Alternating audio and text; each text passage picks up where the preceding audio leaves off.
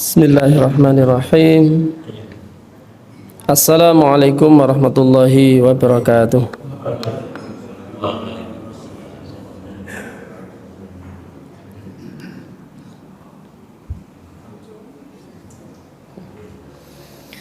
Alhamdulillahi rabbil alamin. Nahmaduhu wa nasta'inuhu wa nastaghfiruh wa na'udzu billahi min syururi anfusina wa min sayyiati a'malina. Man yahdihillahu fala mudilla lahu wa man yudlil fala hadiya lahu. Asyhadu an la ilaha illallah wahdahu la syarika lah wa asyhadu anna sayyidana Muhammadan abduhu wa rasuluh la nabiyya wa la rasula ba'dah. Qala Allah Ta'ala fi kitabihil karim, a'udzu billahi minasy syaithanir rajim. Bismillahirrahmanirrahim. Ya ayyuhalladzina amanu taqullaha haqqa tuqatih wa la tamutunna illa wa antum muslimun. Ketua Takmir Masjid yang saya hormati, para sesepuh, bini sepuh, para alim, tokoh agama, tokoh masyarakat, Bapak Ibu jamaah Masjid Baitus Salam yang semoga dirahmati Allah Subhanahu wa taala. Mari kita bersama-sama bersyukur kehadirat Allah Subhanahu wa taala. Pada kesempatan pagi hari ini kita diberikan nikmat oleh Allah Subhanahu wa taala dengan nikmat yang luar biasa, bisa menjalankan sholat subuh dengan berjamaah, bisa mengadakan majelis ilmu, majelis yang dicintai oleh Allah Subhanahu wa taala. Kita juga masih menemui hari kemerdekaan. Persis niku tanggal 17 Agustus nggih. Suatu nikmat yang luar biasa, nikmat kemerdekaan yang Allah anugerahkan kepada bangsa kita, bangsa Indonesia. Mudah-mudahan apa yang Allah berikan berupa kemerdekaan untuk bangsa kita ini juga kita ikuti dengan kemerdekaan pribadi. Karena sesungguhnya bangsa yang sudah merdeka ini belum tentu juga pribadi-pribadi kita itu merdeka. Karena sesungguhnya kemerdekaan itu ya kebebasan kita untuk bisa beribadah kepada Allah Subhanahu wa taala, yang akhirnya nanti mudah bagi kita untuk menggapai ridha Allah taala. Padahal selama ini kebanyakan dari bangsa ini masih diperbudak oleh hawa nafsu. Dikatakan oleh Mustafa Al-Hulayaini dalam sebuah karyanya Idhatun Nasiin, sebuah kitab yang pernah dilarang di zaman Belanda dulu karena akan menjadikan pembacanya ini punya semangat yang kuat untuk meraih kemerdekaan.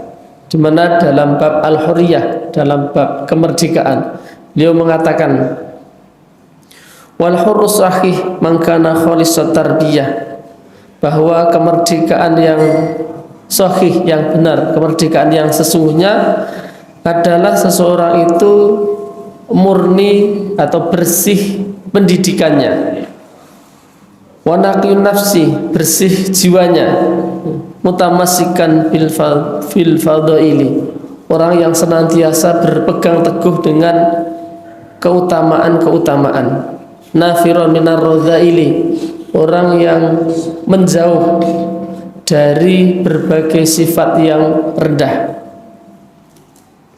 Ini salah satu dari makna kemerdekaan secara perseorangan, di mana pendidikannya juga harus bersih.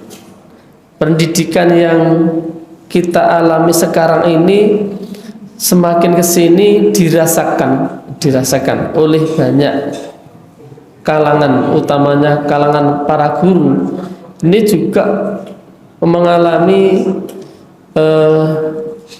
pergeseran yang membuat guru itu tidak bisa mendidik siswanya dengan bebas, dengan merdeka. Walaupun di satu sisi juga ada beberapa kesalahan guru ketika dilakukan kebebasan yang sempurna, maksudnya kebebasan yang betul-betul bebas. Tapi kemerdekaan dalam mendidik ini diperlukan oleh guru dengan diperlukan banget, maksudnya gitu. Dimana banyak kemudian dari guru yang kemudian melakukan dalam hal ini kurang bagus dalam mendidik. Misalnya di Bangunsari dulu pernah ada, atau yang lagi viral kemarin itu bentuk-bentuk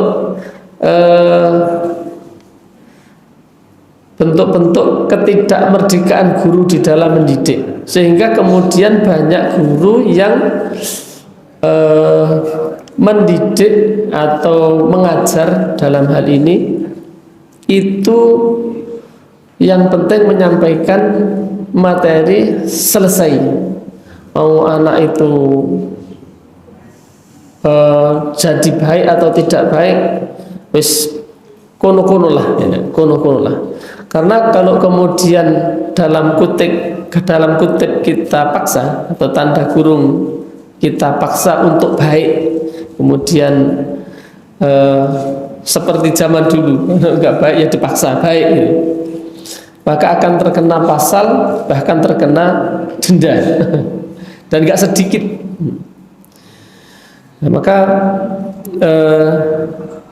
pendidikan yang baik, yang bersih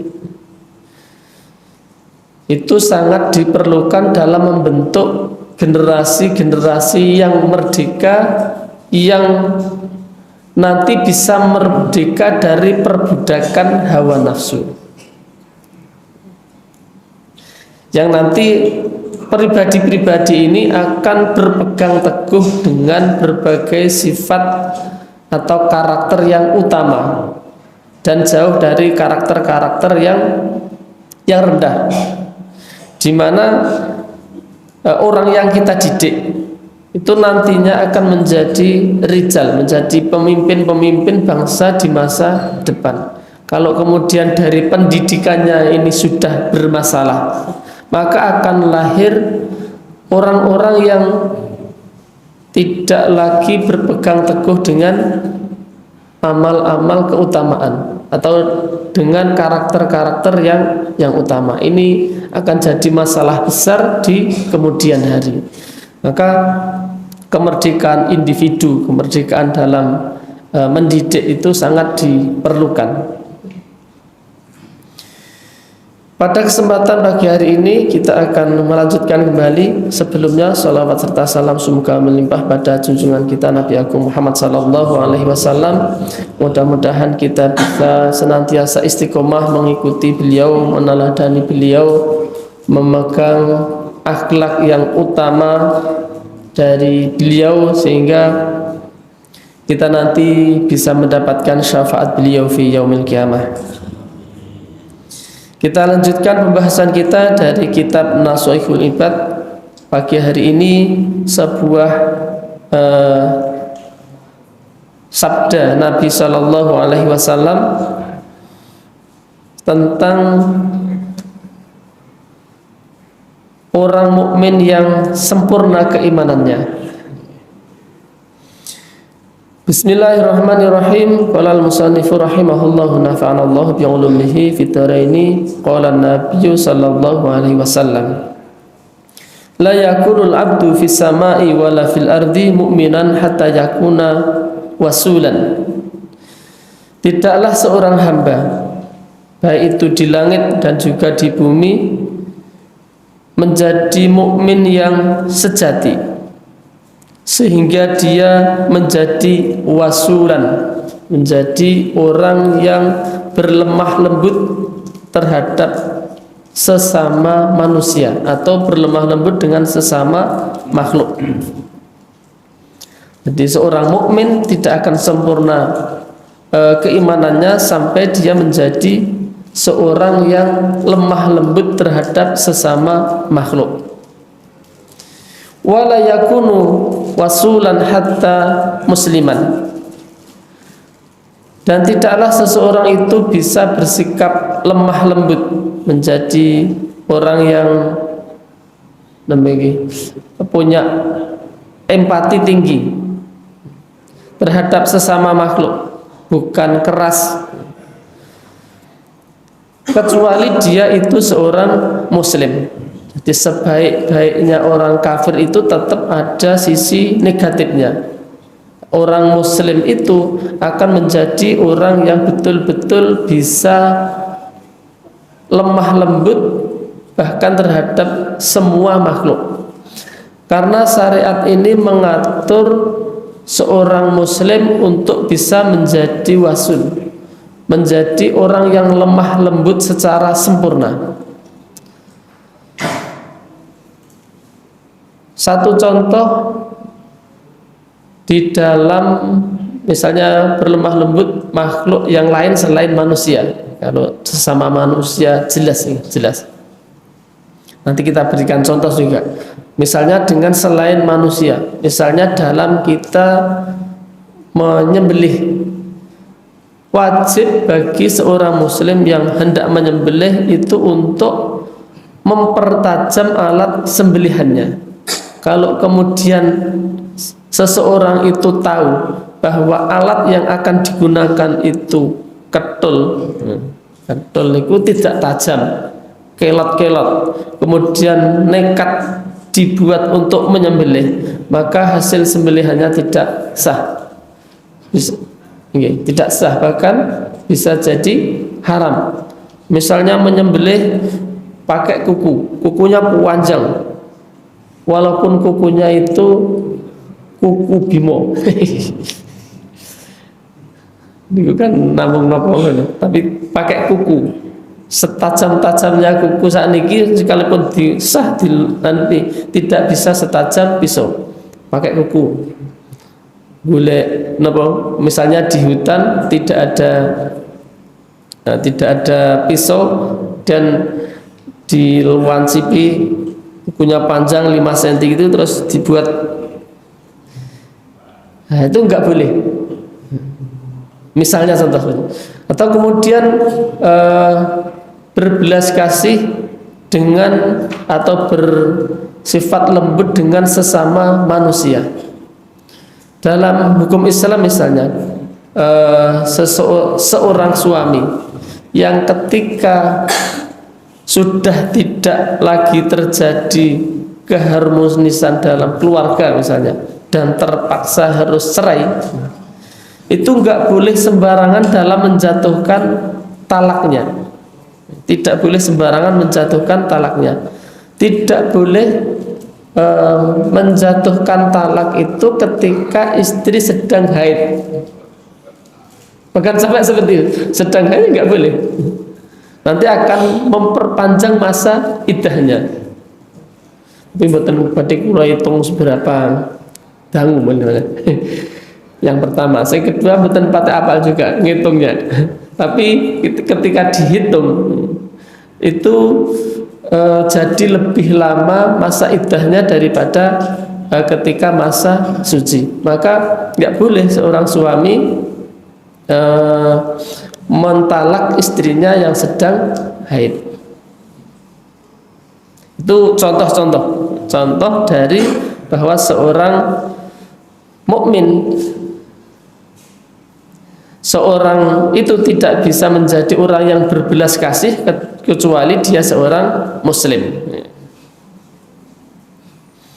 Wala yakuna musliman hatta yaslaman nasu min yadihi wa lisanihi, dan tidaklah seseorang itu menjadi muslim yang sempurna keislamannya sampai manusia yang lain itu selamat dari lisannya dan selamat dari tangannya, atau selamat dari tangan dan lisannya. Min yadihi walisanihi.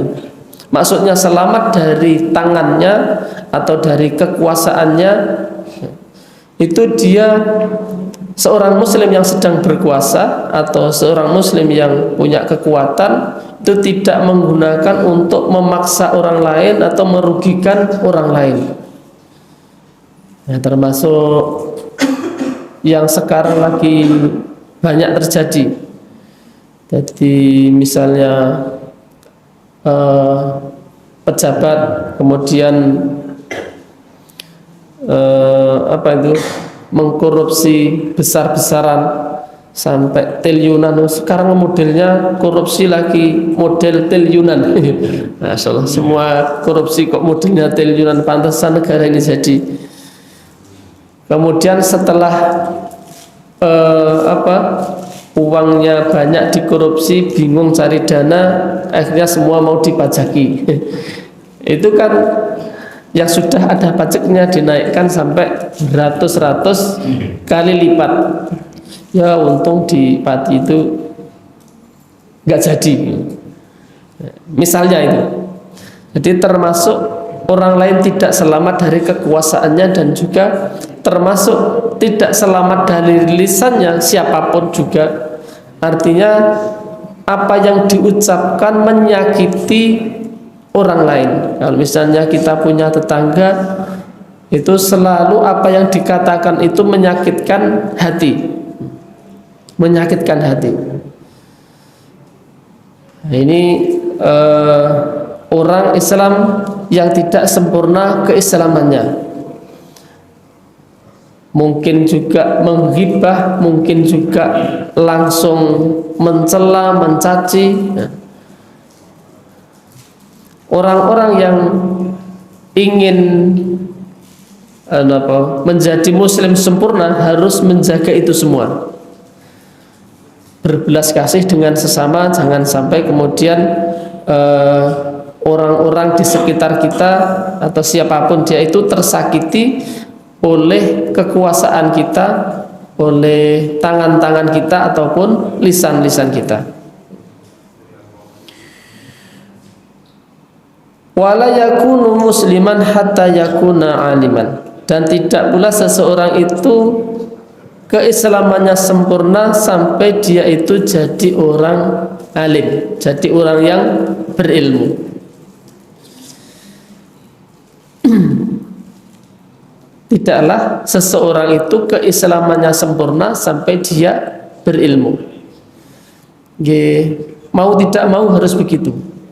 Karena biasanya orang Islam yang tidak berilmu itu juga akan mudah meninggalkan berbagai macam kewajiban. Ini bisa kita lihat di saudara-saudara kita yang memang jarang ngaji. Hanya gara-gara nyumbang, hanya gara-gara nyumbang itu dia meninggalkan sholat duhur dan sholat asar.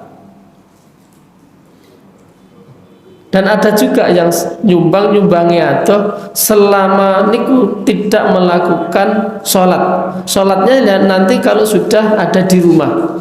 Kemudian yang sudah tertinggal ya nggak dikodok saja. Kalau seperti itu masih dosa, apalagi tidak gitu. Misalnya ke daerah misalnya Jakarta, itu kalau misalnya sholat di dalam perjalanan itu kan ribet, kata mereka, sehingga memilih untuk tidak sholat. Nah, ini kan berarti ya betul-betul nggak pintar dengan agama. Padahal kita yang tahu justru ketika dalam perjalanan itu banyak sekali rusuh-rusuh yang bisa kita dapatkan. Salah satunya saya itu seneng kalau misalnya pas perjalanan itu jamak ngosor surati kur luru-luru digandeng dadi sak wektu ya seneng kuwi ramalan. Selama ini nggak bisa kan, di rumah nggak bisa. Kalau kemudian sholat duhur karo ngasar dadekne sitok dadak loro-loro kan gak bisa. Satu-satunya kesempatan ya dalam perjalanan. Seneng kowe ra masang ngoten niku. Nggih, seneng banget. Bature salate papat-papat loro-loro. Biasanya mampir masjid ngoten, sak rombongan mampir masjid jamaah sudah selesai. Nah, kemudian kita jamaah dua-dua. Wah, ini kok jarak ribet malah hasil kiram. Wala yakunu aliman hatta yakuna bil ilmi amilan. Dan tidaklah seseorang itu disebut alim sehingga dia mengamalkan ilmunya. Wala yakunu bil ilmi amilan hatta yakuna zahidan. Dan tidak pula seseorang itu disebut mengamalkan ilmunya kecuali atau sampai dia itu bisa bersifat zuhud. Yang dimaksud di sini zuhud adalah tarku rohatid dunya taliban li rohatil akhirah. Meninggalkan enak-enakan di dunia, meninggalkan santai, atau istilah sekarang menikmati hidup dengan santuy santuy banget. Demikian juga melaksanakan agama itu begitu suwantuinya. Sehingga ngaji nggih juarang karena santuy tadi. Kemudian zikir nggih juarang, salat bahkan nggih arang-arang. Bahkan ketika disuruh untuk tekun salat ya arang-arang, sok salat terus. Malah nek salat terus ora sah. Memang jarang-jarang, sehari 5 kali saja. Guyon yang kadang juga membuat kita yes untuk mengalah, sengalah. Yes, bener. Wala yakuna zahidan hatta yakuna wari'an. Dan tidaklah seseorang itu disebut zahid, orang yang zuhud sampai dia itu wara'. Yang dimaksud wara' di sini wal wara'u mulazamatul a'malil jamilati, yaitu melazimi amal-amal yang baik. Senantiasa menjaga diri agar bisa senantiasa dalam ketaatan kepada Allah Ta'ala. Wala yakuna wari'an hatta yakuna mutawadian. Dan tidaklah seseorang itu bisa menjadi wara' sehingga dia itu menjadi orang yang tawadhu. An Anas bin Malikin radhiyallahu anhu qala kana Rasulullah sallallahu alaihi wasallam ya'udul marida wa yushayyi'ul janaiza wa yarkabul himara wa yujibu da'watal abidi wa yujibu da'watal abdi. Adalah Rasulullah sallallahu alaihi wasallam, beliau itu menjenguk orang yang sakit.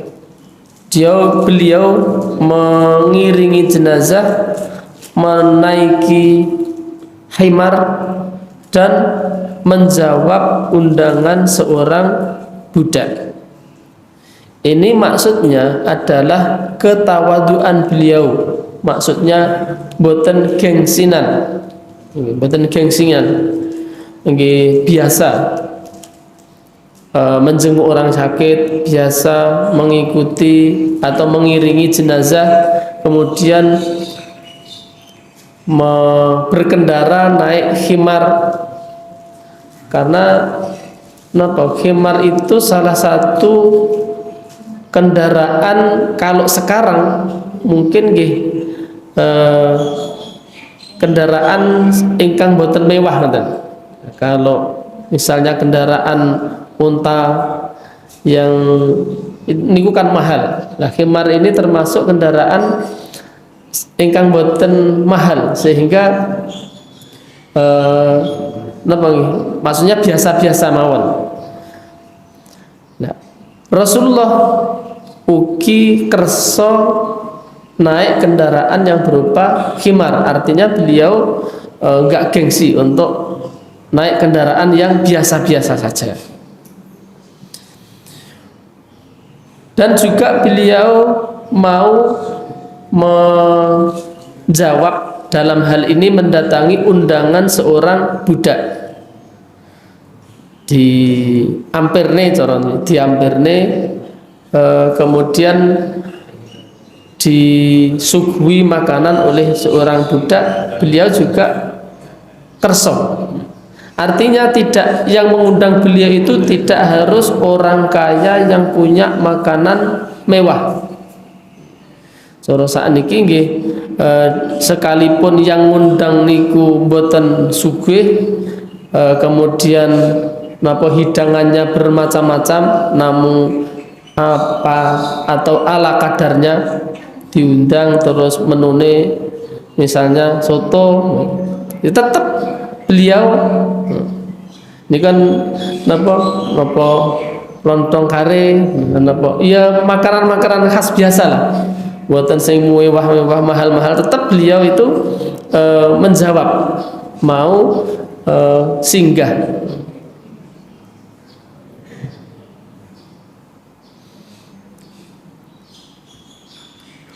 Wala yakunu mutawadian hatta yakuna arifan binafsihi, dan tidaklah seseorang itu bisa bersikap tawaduk sampai dia itu mengenal diri sendiri. Mengenal diri sendiri ya maksudnya bahwa kita itu lemah sehingga bisa bersikap tawaduk, bahkan suatu ketika kita pasti akan dijemput oleh kematian. Hingga di sini dikatakan di dalam sebuah syair, ya ibna adama la taghrurka afiyah alaika syamilatun fal umru ma'dudun. Wahai anak Adam, jangan engkau terpedaya oleh kesehatan yang ada pada dirimu, karena umur itu terbatas. Ma'anta ila kazar'in inda hadratihi likulli syai'in minal afati maksudu. Tidaklah engkau itu hanya seperti tanaman yang lagi menghijau. Setiap atau segala sesuatu itu ada penyakitnya. Fa in salimta minal afati ma'aha fa anta inda kulil amri mahsudu. Sekalipun engkau itu bisa selamat dari seluruh penyakit, maka engkau tidak akan, maka ketika sudah sempurna akan dipanen juga. Maksudnya gini, kita itu hanya ibarat tanaman, sekalipun tanaman itu dari awal sampai akhir dijaga oleh pemiliknya sehingga terbebas dari berbagai hama dan penyakit, tapi suatu ketika tanaman itu juga akan dipanen oleh pemiliknya. Nah, kita juga seperti itu. Ya, kita kebanyakan tidak selamat dari berbagai penyakit. Sidik-sidik pileken, watuen, napa sing sesek, sing jantungan, sing macam-macam. Setiap kita tidak ada yang selamat dari berbagai penyakit. Tapi sekalipun ada yang bisa selamat dari berbagai macam penyakit, pasti suatu ketika nanti akan dipanen juga, diambil atau dijemput oleh kematian. Itu pasti. Maka jangan bersikap sombong, bersikap tawadhu'lah. Wala yakunu arifan bi nafsihi hatta yakuna aqilan fil kalami, dan tidaklah seseorang itu arif.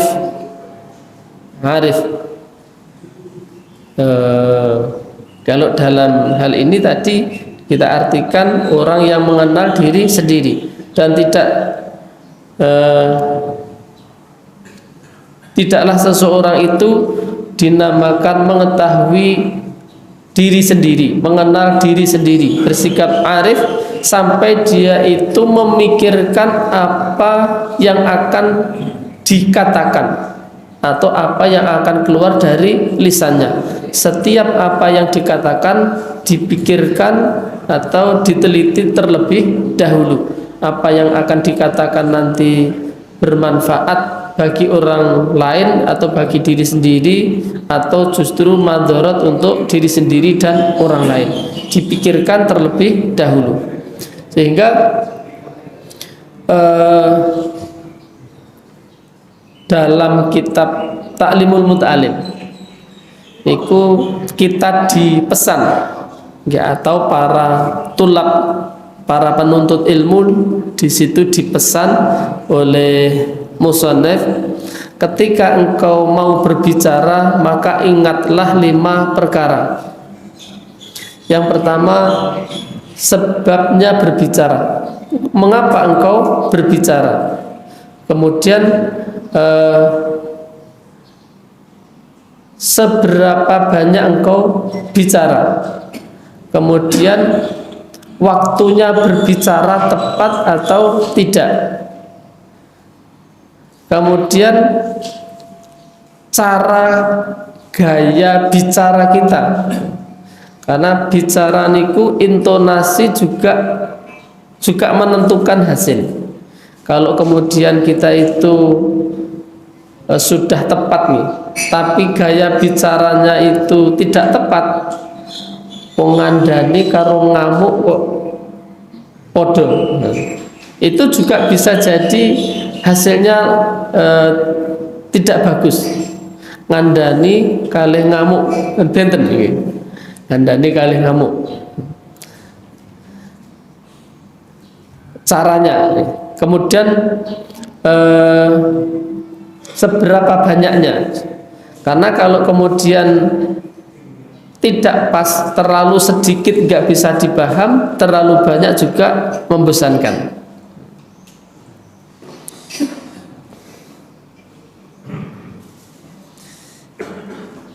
Ini 10 perkara, 10 perkara yang menjadi kesempurnaan seorang mukmin.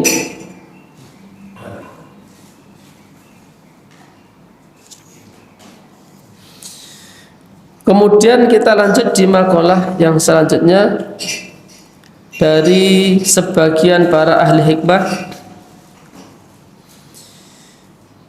Qala ba'dul hukama asharatu hisalin yubghiduha Allah subhanahu wa ta'ala min asyarati anfusin. Ada 10 perkara yang dibenci oleh Allah subhanahu wa ta'ala dari 10 golongan. 10 perkara yang dibenci oleh Allah dari 10 golongan.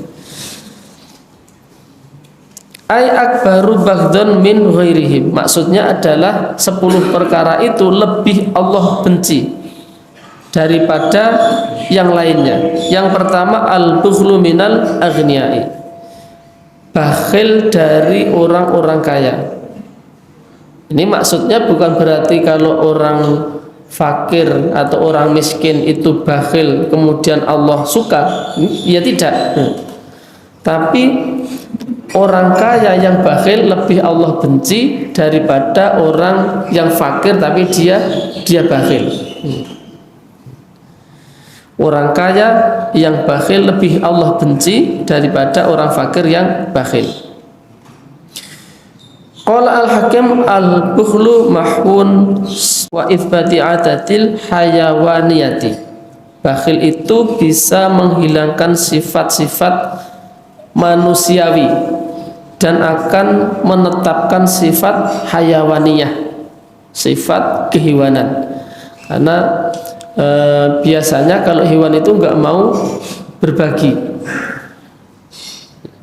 misalnya ayam atau apa, ya semuanya mau diambil sendiri dan dimakan sendiri. Maka kalau manusia itu bersikap seperti itu, semuanya mau dimiliki sendiri, yang lain tidak diberikan bagian, berarti bakhil itu melebur sifat-sifat kemanusiaan dan menetapkan sifat-sifat kehewanan. Yang kedua, wal kibru minal fuqara'i, dan rasa sombong atau kesombongan dari orang-orang fakir. Sekali lagi, bukan berarti orang kaya yang sombong itu tidak dibenci. Kaya sombong dibenci oleh Allah, tapi orang yang fakir kemudian sombong lebih dibenci oleh Allah Ta'ala. Sudah fakir kemudian sombong, itu indallahi wa indan nasi dibenci. Wis fakir sombong men. Nah, itu juga di bahasa saja nggak enak didengar. Sudah fakir lagi sombong.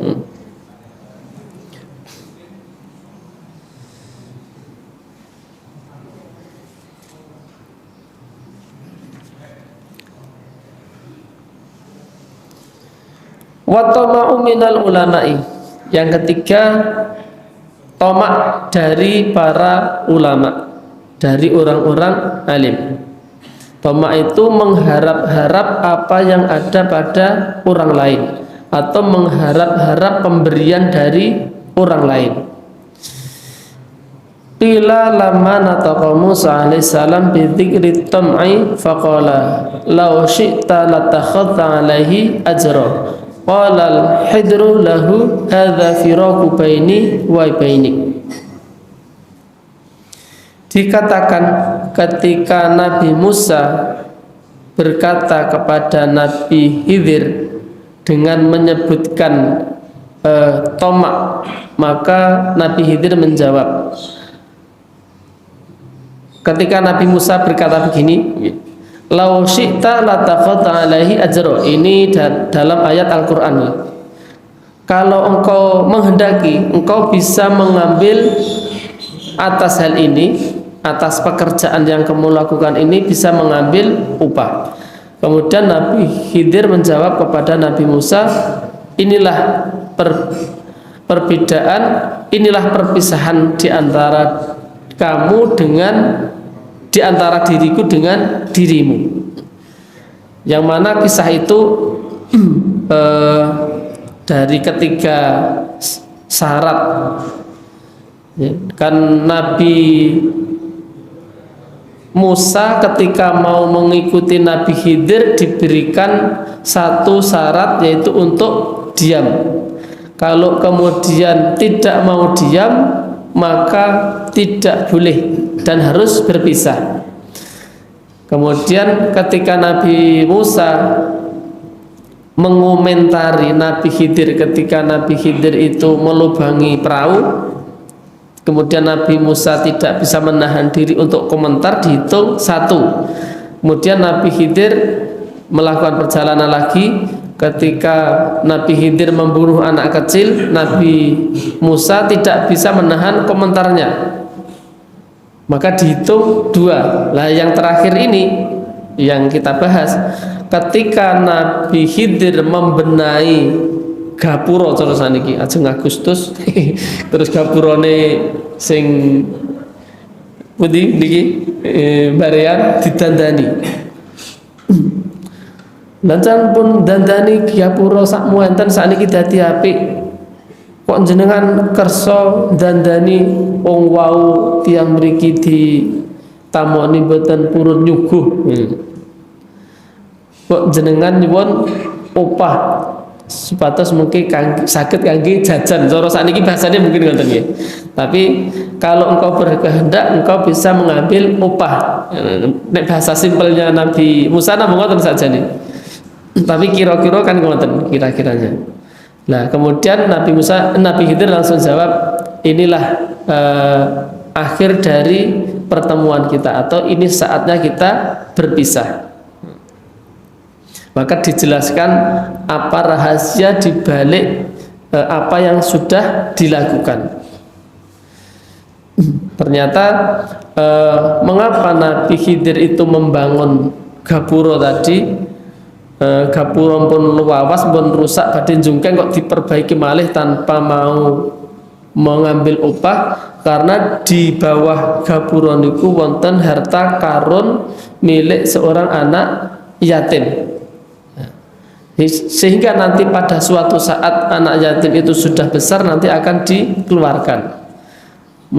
Nek mboten didandani, maksudnya mboten didandani, bisa jadi gapura niku mungkin jungkeng, kemudian harta koronya akan terlihat sehingga diambil orang. Bareng didandani kan mboten enten sing wani weh-weh.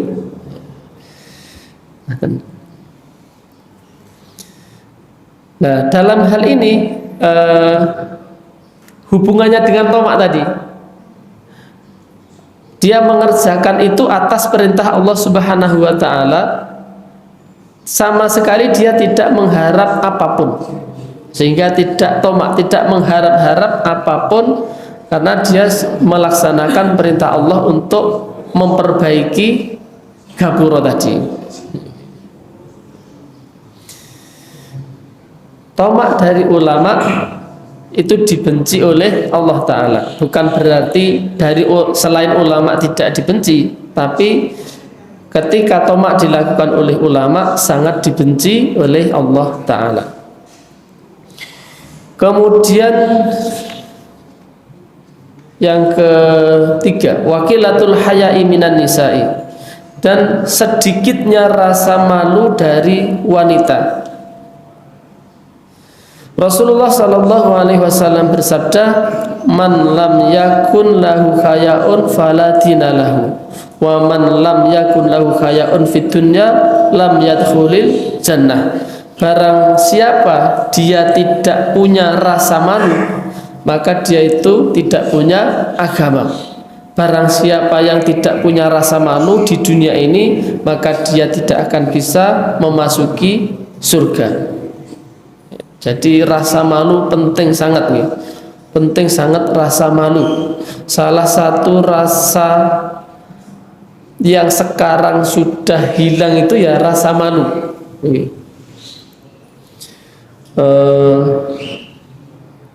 Saya sebagai seorang laki-laki itu malu kalau kemudian menggunakan celana pendek metu. Artinya ngelaut misalnya ke rumah kausan nganggo celana pendek. Nipun ta? Jenengan kira-kira kausan cendak katokan cendak yang pinggir pantai. Nipun? Risih, malu gitu, malu. Tapi wonten wong wedok kemudian ngangge sakmenten katoke sakmenten nggih. Boten malu. Ini salah satu yang dibenci oleh Allah Subhanahu wa ta'ala. Jadi sedikitnya rasa malu dari wanita. Kula lho badhe nglirik tok malu. Nggih. Apa meneh nek karo bojone wedi campur isin. Nggih ta?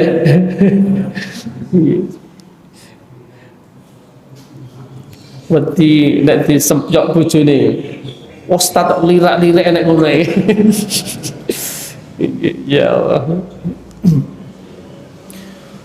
Kemudian wa hubbud dunya minasyuyukh, cinta dunia dari orang-orang yang sudah tua.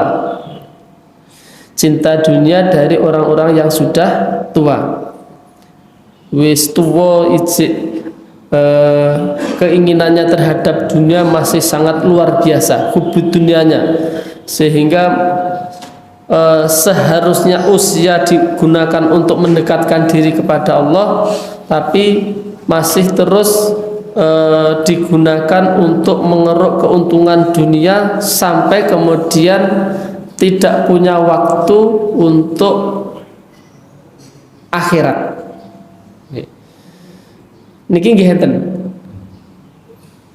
waktu puasa wong umur mpun lebih dari 50 tahun niku nek poso kan nggih seharusnya dalu-dalu tarawih nggih maca Quran niku mboten.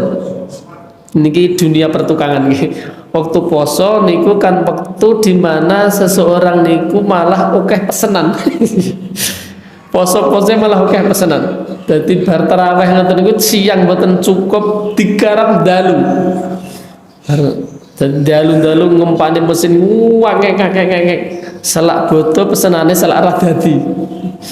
Ya Allah, iki wong wis umure wis nyedaki 7 tahun bengi-bengi dicek cover-cover nglembur ke poso-poso. Ya mungkin bagi dia apa sakit kurangi jane mboten nek cara sugi-sugi kalih kula ya sugih mriku tanah pirang-pirang kon tapi poso-poso ya tegel-tegel men bengi-bengi bahkan hampir jam 12 malam nglembur. Nah, kula nglembur ngasih jam 09.00 ngotene mboten ate. Kok niku sampai jam 12 malam nglembur mboten darusan, ya Allah. Iku dunyanya masih luar biasa. Ini maksud saya orang tua umur 50, 60, 70 kok tesik senengi dunya mboten karuan sampai meninggalkan amal-amal utama. Nah, niku tidak disukai oleh Allah Subhanahu wa taala, bahkan dibenci oleh Allah taala. Wal kasalu minasyubani, dan malas dari seorang pemuda. Bukan berarti nek wong tuwek malas mboten dibenci, mboten. Wong tuwek malas nggih dibenci Allah, tapi cek enom kok malesan. Nah niki lebih dibenci oleh Allah taala. Sithik-sithik istirahat, sithik-sithik istirahat. Wong sing tuwek rumangsa kesel kok sing nom nekat leran-leren. Nah, seharusnya muda itu lebih tahan lama daripada yang sudah udzur. Wal jur minas sultani, dan kezaliman dari penguasa. Orang yang zalim dibenci Allah taala, tapi penguasa yang zalim lebih dibenci oleh Allah taala. Wal jubnu minal ghazati, dan takut dari tentara saat berperang. Pas perang kok malah napa delak-delik. Perang kok delak-delik. Penakut ketika perang itu dibenci oleh Allah taala. Wal ujubu minaz zuhati, dan ujub dari orang-orang zuhud. Ujub dari orang-orang zuhud. Nah, niki juga dibenci oleh Allah taala. Jadi seharusnya orang yang bisa zuhud itu tidak merasa ujub, membanggakan dirinya. Wariya'u minal ubati, dan pamer dari ahli ibadah. Jadi orang yang ahli ibadah jangan cerita-ceritakan apa yang sudah dilakukannya. Kalau kemudian ada orang lain yang tahu kemudian memuji, tidak masalah. Tapi kalau kemudian dia menceritakan biar dipuji, niku masalah. Ya, karena dibenci oleh Allah taala.